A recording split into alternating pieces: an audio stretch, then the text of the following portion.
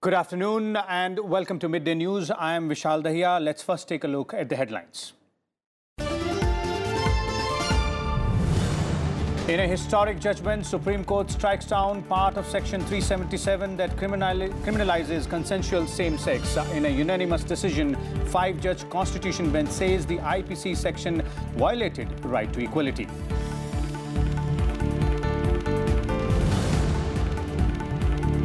India-US 2+2 dialogue underway in Delhi. Meeting of the foreign and defense ministers of both sides endorses strength of bilateral ties, says India. US says talks reflect importance of India.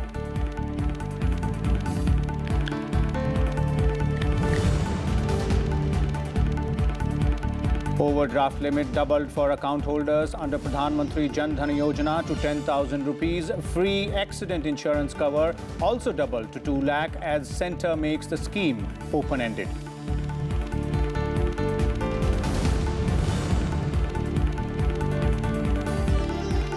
At least 8 people killed after 6.6 magnitude earthquake hits the Japanese island of Hokkaido. Quake triggers landslides bringing down houses.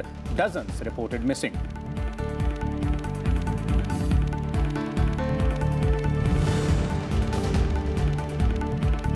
And Saurabh Chaudhary shatters world record to claim junior 10-meter air pistol gold at the ISSF World Championship in South Korea. Arjun Singh Chima clinches bronze in the same event.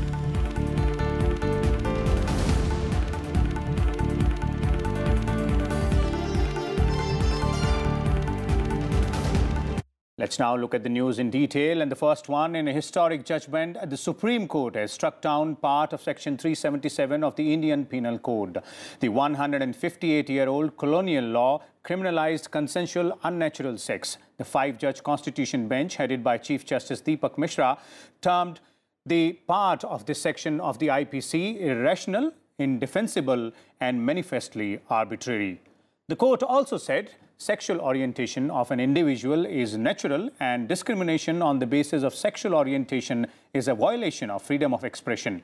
Top court, in 4 separate but concurring judgments, said aside its own verdict in the Suresh Kaushal case. The historic judgment came on a batch of writ petitions. The apex court, however, said other aspects of Section 377 of IPC dealing with unnatural sex with animals and children shall remain in force. जो 18 साल के ऊपर हो वो स्वीकृति से यौन संबंध करें, किसी भी तरह का स्वीकृत यौन संबंध करें वो नहीं है, मगर अगर कैसे भी करें, किसी तरह में भी करें तो उसको गैर कानूनी नहीं माना जाएगा, क्योंकि ये जो प्राइवेट मैटर है, गोपनीयता जिसमें होती है, वो इस फैसले में राज्य सत्ता को हस्तक्षेप करना कोई हक नहीं है. और the Supreme Court has actually based its verdict on Articles 14, equality and discrimination, Article 19, freedoms, Article 15, also discrimination, Article 21, privacy. सर्वोच्च न्यायालय ने ये कहा है कि ये जो फैसला है ये बुनियादी हक के आधार पे है. धारा 14 और 15 जो भेदभाव और समानता के ऊपर है, जो धारा 19 है जो फ्रीडम्स के बारे में है, और धारा 21 जिसमें डिग्निटी और प्राइवेसी माना जाता है. और उन्होंने ये भी कहा है कि ये जो फैसला हम दे रहे हैं वो सबके हक के लिए है और LGBTQI कम्युनिटीज को पूरे हक हासिल करने चाहिए. And we have got justice after 18 years. So we are finally Azad in Azad India. Right now, to be honest with you, I'm just happy, I'm just happy, and I just hope that, the fallout of this verdict would, at least pave the way for, more civil liberties, more, we can now at least walk towards, more equality, at least in this country. लड़ाई करने के लिए कितना homophobia झेला है, कितना आरोप झेले, कितना मारपीट तक हम लोग ने देखा है. तो ये आज का जो स्ट्रेकडाउन है हम लोग के लिए बहुत बड़ा ये बोलते हैं ना सक्सेसफुल. एक मेरे पास शब्द ही नहीं है बोलने के लिए as of now, but it's very nice to see that. वो एक काला दिन था जब क्रिमिनलाइज कर दिया गया था. उसके बाद से कई सारे प्रॉब्लम्स फिर से शुरू हुए. जो ओपन आउट हुए थे लोग, उनको वापस से कई सारे हरेसमेंट, वायलेंस ब्लैकमेलिंग का सामना करना पड़ा, कई सारे लोगों ने सुसाइड अटेम्प्ट किए, लोगों ने जान दी, कई सारे लोग छुप छुप के जी रहे थे, अपने फंडामेंटल राइट्स के बारे में भी मांग नहीं कर रहे थे। और आज का ये दिन है कि हाँ, हम भी एक आम नागरिकों की तरह जी सकते हैं। And for more on this, we're joined by our correspondent Ravinder Chauran from Supreme Court. Ravinder, the verdict says that this particular section is irrational, indefensible and arbitrary. Take us through the finer details of the judgment which is coming today. Yeah, Vishal, today the historical judgment has been delivered by the Constitutional Bench of the Supreme Court, headed by the Chief Justice, and 4 judges has wrought different judgments, but the concurring to each other, all of them has clearly mentioned that the Section 377 has been partially struck down today, and which was calling unnatural sex between 2 adults. The Supreme Court has clearly mentioned that since this law was framed in 1860, and it shows the colonial mindset of the people of this country, and now this is the time that partially this law should be struck down. 377 is now is no more in effect for the gay sexual intercourse.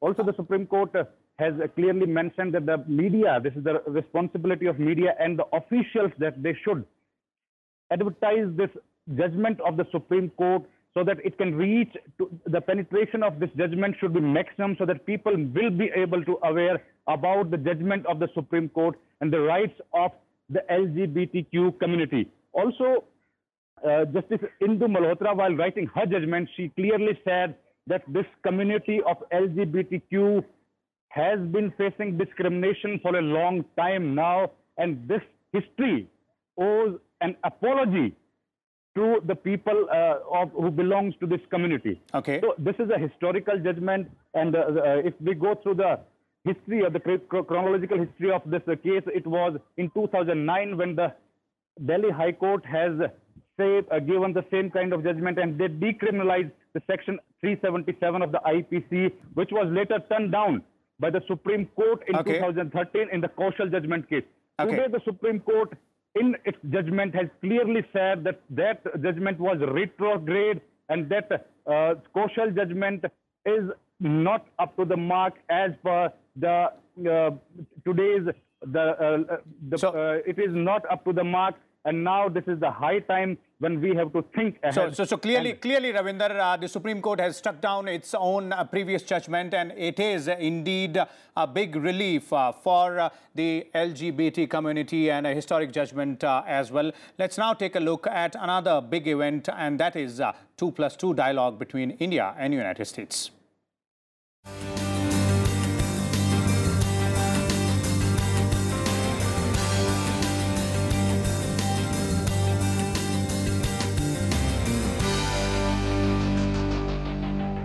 The first India-US 2+2 dialogue is underway in New Delhi. The talks are on between External Affairs Minister Sushma Swaraj, Defense Minister Nirmala Sitharaman, and their US counterparts, Secretary of State Mike Pompeo and Secretary of Defense James Mattis. During the talks, Sushma Swaraj said the Prime Ministers of both nations have set future directions for relations between the two countries.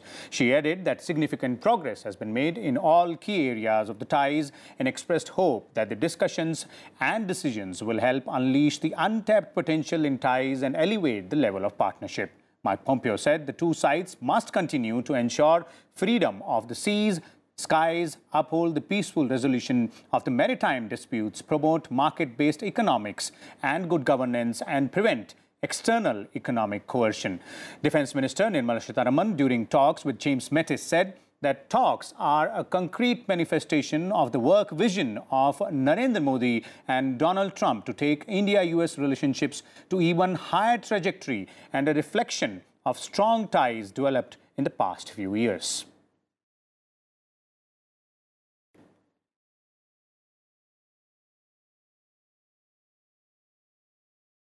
And for more on this, we are joined by our senior colleague Akhilesh Suman, who is keeping a track of this dialogue which is taking place in the national capital. Akhilesh, please, if you could tell us what are the main agenda as far as this particular dialogue is concerned, because there has been a lot of hope from this dialogue, the 2+2 dialogue, which is going on right now between the defense and the foreign ministers of both the countries. See, Vishal, there are one of the major agendas, I can say that it is about Indo-Pacific region. And Indo-Pacific region has one of the major concerns of almost all the democratic countries of the world, because that is the way through which most of the ships pass by. And in this context, Mr. Pompeo has been telling more often than not that we need to have a coalition of friendly forces, friendly countries who can talk about democracies, who can talk about freedom of navigation, and who can also talk about the trade issues and transparent trade. And in this context, what we are getting from inside, that serious discussion is going on about how India and US in the Indo-Pacific region. And I'm also telling you, Vishal, that in November there is a meeting of Quad also proposed, and I think this is also going to be discussed and what will be the agenda of Quad, because Quad is a conglomeration of India, US, Japan and Australia. And this in the November at the sidelines of East Asia Summit is going to take place. So beyond that, one of the major issues is also about Iran and Russia as well as China, because you know that Iran, while is one of the major things that India wishes to talk to and wants a waiver from US, that if India purchases oil from Iran, there should not be any embargo or any ban on Indian companies. So this is a serious issue also for India at least. And Russian S-400 missile, you already know that we are buying, and US had some objections, but inside US administration itself and also in the US Congress, lot of people are in favor of giving a waiver to India about this S-400 missile. But so this is the gamut strategic issues, trade issues, and also the Indo-Pacific region. This is the three major regions that talks are going on. And you know that US had been telling more often than not that we are in trade deficit, means US is in trade deficit and India should buy some gas. They are proposing that take. Okay, so clearly from economic to defense cooperation, a number of things which are on agenda out there. We'll bring you the other details as well, and the press conference which is going to take place after those talks are over. Meanwhile, let's take a short break and we'll come back with more news.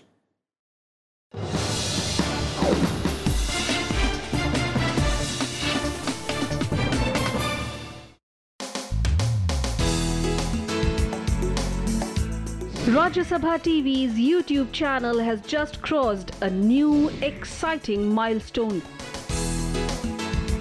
It now has over 1 million subscribers. That's more than 10 lakh people who like and want to watch RSTV. Over 15 crore people have watched our videos. Our online viewers are also engaging with us more actively on YouTube. More and more people like, share and comment on our videos. We thank you, our growing tribe of RSTV viewers. We will strive every day to bring you more exciting and engaging content. So stay tuned to Rajya Sabha TV.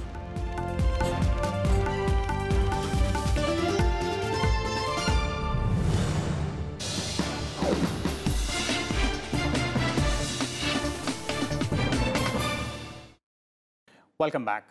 Now, on to the next one. The government has decided to make its flagship Pradhan Mantri Jan Dhan Yojana open-ended with more incentives. Finance Minister Arun Jaitley announced this decision after the Union Cabinet meeting on Wednesday. Jaitley also ruled out any reason for panic over the fall of rupee in relation to the dollar, which he pointed out was due to global factors. In the cabinet briefing on Wednesday, Finance Minister Arun Jaitley attributed the fall in the rupee to global factors and stressed that the rupee was doing better than other currencies. He said the government has consistently maintained 4% inflation during the last 4 years. We must bear in mind that in the last few months, dollar has strengthened against almost every currency. And therefore, most global currencies have weakened vis-a-vis the dollar.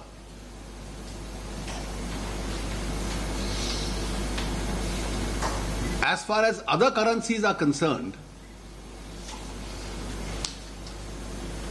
the rupee has consistently either strengthened or remained in a range. It has not weakened qua any one of them. In fact, against most of the other currencies in the world, compared to what it was 4 to 5 years ago, the rupee is better off. I can't say the same about dollar. On rise in petrol prices, Jaitley said that the international oil market is volatile at the moment and has failed to show any linear movement. He added that the rise in crude price is a temporary phenomena due to artificial shortages or the prevailing geopolitical situation. There is no straight line movement of global crude oil prices. They go up, they come down. In April, there was a lot of pressure. In May, there was a lot of pressure. They were going up. In June, they came down. In July, they came down. Then August onwards, there is again a movement. Last 2 days, there has been some moderation. For 6 days before that, there was a gain. So as I am saying, these are not situations which merit knee-jerk and panic reactions. There are no straight-line movements in global oil prices. The government announced that the Pradhan Mantri Jan Dhan Yojana will be an open-ended scheme with more incentives to encourage people to open bank accounts. Free accident insurance cover for those opening accounts after August 28 has been doubled to rupees 2 lakh. क्योंकि ये runway success scheme है जिसका इतना mass participation हुआ है, तो इसको बिल्कुल कंटिन्यू करेंगे और इसकी टर्म्स और कंडीशंस में थोड़ा और इंसेंटिवाइज करेंगे, इसकी सक्सेस और इसका जो रीच है वो देखते हुए। जो 5,000 रुपए का ओवरड्राफ्ट मिलता था उसको अब 10,000 रुपए कर दिया जाएगा। उसमें से पैसा विड्रॉ करने के लिए कुछ कंडीशंस होती थी कि महीने में कितनी बार कर सकते हो, बैलेंस कितना होना चाहिए। जो लोग 2,000 तक विड्रॉ करेंगे उन पे कोई कंडीशन लागू नहीं होगी। इसमें एवरेज एज एक्सपेक्टेंसी भी बड़ी है और इसलिए इसकी जो एज थी इंटाइटलमेंट की वो 18 से 60 वर्ष तक थी, तो उस एज को और रिलैक्स कर दिया गया है और अब 18 से 65 वर्ष तक के लोग इसकी सुविधा ले सकते हैं। The flagship financial inclusion program will now focus on opening account for every adult. Launched in August 2014, the first phase of the Pradhan Mantri Jan Dhan Yojana focused on opening basic bank accounts with inbuilt accident insurance cover of rupees 1 lakh. There are approximately 32.41 crore Jan Dhan accounts having a total deposit balance of rupees 81,200 crore. Among the other cabinet decisions are continuation of the centrally sponsored umbrella scheme of integrated development of wildlife habitats till 2019-20 aimed to boost tiger and elephant conservation efforts, and clearance for proposal for establishing permanent campuses of 7 new IIMs by June 2021. With Panchanan Mishra, Bureau Report, Rajya Sabha TV. And Commerce and Industry Minister Suresh Prabhu on Wednesday launched the National Mission on Government e-Marketplace. The GEM platform provides online solution to procure commonly used goods and services for all central and state departments. The government on Wednesday launched the National Mission on Government e-Marketplace. Starting 6th September, the 6-week special drive will be launched at the state headquarters by Chief Ministers. It will cover important sectors and flagship programs. It will also focus on buyer registration drive and vendor registration drive with special focus on MSMEs. छोटे छोटे महिलाओं ने चलाए हुए जो हमारे self help group है उसको, जो छोटे कारीगर है उनके लिए भी जीएम के माध्यम से अपने माल बेचने का मौका मिलेगा। साथ ही में इसके साथ साथ जो छोटे उद्योग हैं उनको भी ज़्यादा बढ़ोतरी दी जाएगी और यदि इसके कोई दूसरा भी उसमें खरीदना चाहता है तो उसको भी उसमें खरीदने का मौका मिलेगा। The national mission is expected to promote inclusiveness, transparency and efficiency in public procurement and achieve cashless, contactless and paperless transactions. This will increase overall efficiency and lead to cost saving on government expenditure in procurement. पूरी मात्रा में पारदर्शिता आने के कारण इसमें जो भी कोई गलत बातें होती थी उसको पूरी तरह से अभी अटका ला गया है और साथ ही में आने वाले दिनों में इसकी वजह से क्वालिटी में इम्प्रूवमेंट आ रहा है, क्योंकि लोग भी खरीदेंगे तो पहले उसका वेरिफिकेशन होगा। पहले वेरिफिकेशन करने की स्थिति अलग थी, आज वेरिफिकेशन करना अलग है, खरीदने वाला अलग है, तो इसके लिए वो भी एक उसमें चीज़ आ गई।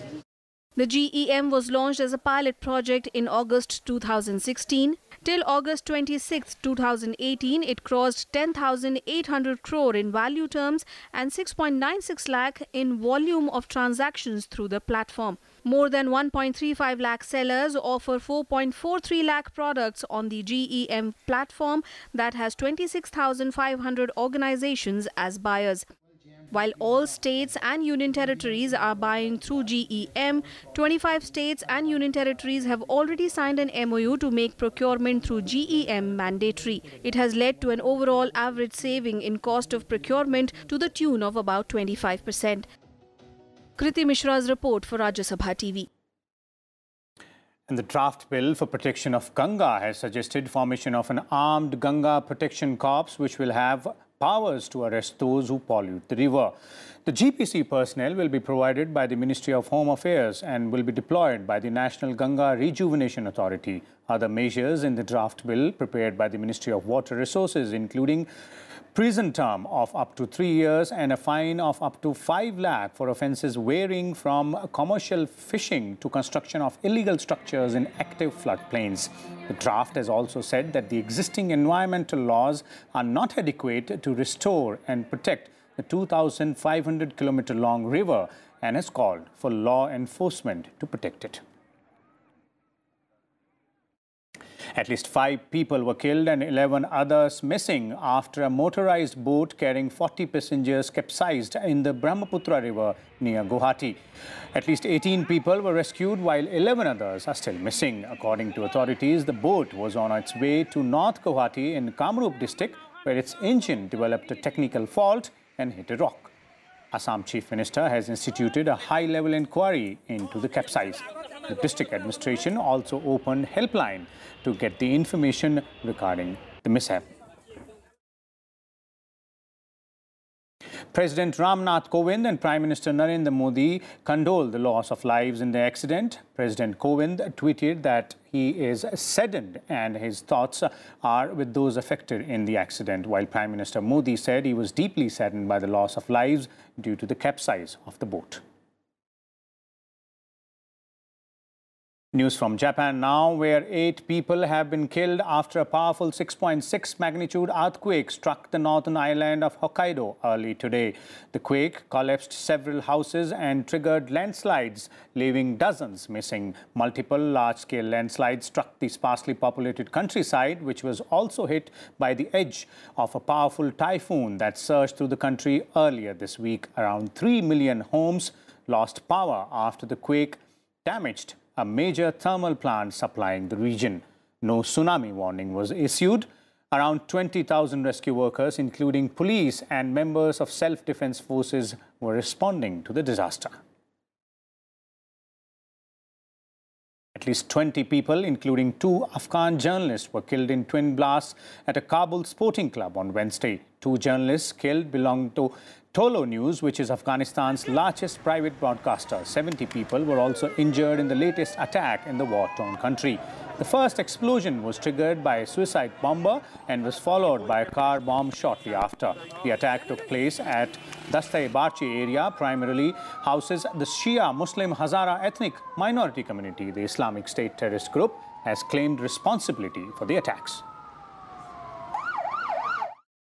Top executives of Facebook and Twitter have told the US Congress that they are taking steps to prevent foreign interferences in the election around the world. Chief Operating Officer of Facebook, Sheryl Sandberg, and Chief Executive Officer of Twitter, Jack Dorsey, on Wednesday testified before the US Congress. Sandberg said that Facebook is working with outside experts, industry partners, and governments, including law enforcement agencies, to share information about threats and prevent abuse of social media. Twitter's top executive told lawmakers that his company has made significant progress on tactical solutions like identification of many forms of manipulation intending to artificially amplify information.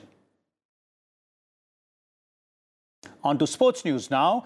And an Asian Game gold medalist, Saurabh Chaudhary, shattered the world record to claim the junior 10-meter air pistol gold at the ISSF World Championships in South Korea. while another Indian, Arjun Singh Cheema, clinched bronze in the same event. Chaudhary qualified third with a score of 581 before shooting down his own world record with a score of 245.5 in the final to bag the gold. In the team event, Indian team comprising of Chaudhary, Singh and Anmol Jain claimed the silver with a combined score of 1,730. In the mixed team junior event yesterday, Divyansh Singh Pawar and Shreya Agarwal won bronze in the 10-meter air rifle. Divyansh and Shreya finished at 5th and final qualification spot among 42 teams with a score of 834.4 and then shot a combined 435 in the finals to clinch the third place. India now have 3 gold, 3 silver and 3 bronze medals in the competition, which is also its best ever show at the ISSF. Now some news from the ongoing US Open. Novak Djokovic of Serbia defeated Australia's John Milliman 6-3, 6-4, 6-4 in men's singles to enter the semi-finals. In another men's singles, Kei Nishikori defeated Marin Cilic of Croatia 2-6, 6-4, 7-6, 4-6, 6-4 to make it to the semis. He will now face Novak Djokovic in the semi-finals. In women's singles, Naomi Osaka of Japan defeated Ukraine's Alessia Shvenko 6-1, 6-1 to become the first Japanese woman in 22 years to reach the semi-final stage of a Grand Slam. Osaka broke Shvenko 5 times during a match that only lasted for 57 minutes.